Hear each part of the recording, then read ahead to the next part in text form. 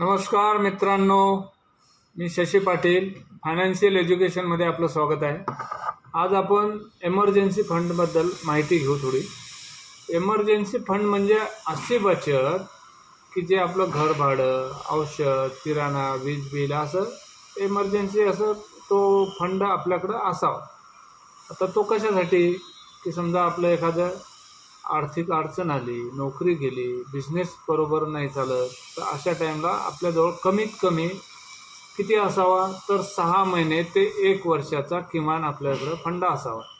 आता जर समजा आपला पगार 20,000 रुपये, तर 6 महिन्याचा फंड म्हणजे 6 दोन्ही 12, 1,20,000 रुपये असावा. आणि वर्षभरासाठी असेल तर आपल्याला माहिती आहे 2,40,000 रुपये कमीत कमी एमर्जन्सी फंड असावा. आता तो एमर्जन्सी फंड तयार कसा करायचा नेमका? तुमचा मासिक खर्च किती आहे हे लिहून काढायचं पहिले. भाडं वगैरे, शाळेची फी, औषधं, काय जे असेल तुमचे हप्ते वगैरे, तर त्याला थोडंसं लिहून काढलं तर लक्ष एक टार्गेट ठरवून घ्यायचं, गोल, की बाबा मला 6 महिने ते 1 वर्षाचा फंड पाहिजे. तर तो आपण आरामात हे जमा करू शकतो. तर तो थोडी थोडी बचत करायची आपली आणि त्याच्यातूनच तो फंड आपण निर्माण करायचा.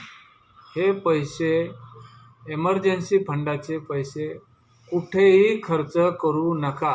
त्याला एमर्जन्सी फंडासाठीच ठेवा. कारण एमर्जन्सी फंड म्हणजे असा फंड असतो की जेव्हा तुमचं इन्कम एकदम शून्य झालेलं असते किंवा एकदम काहीतरी मोठी आर्थिक अडचण आलेली असते, त्यावेळेसच तो वापरायचा असतो. तर नेक्स्ट व्हिडिओमध्ये कशाबद्दल माहिती पाहिजे ते सांगा.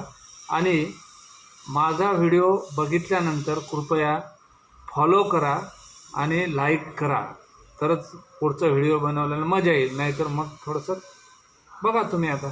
ठीक आहे, तोपर्यंत धन्यवाद.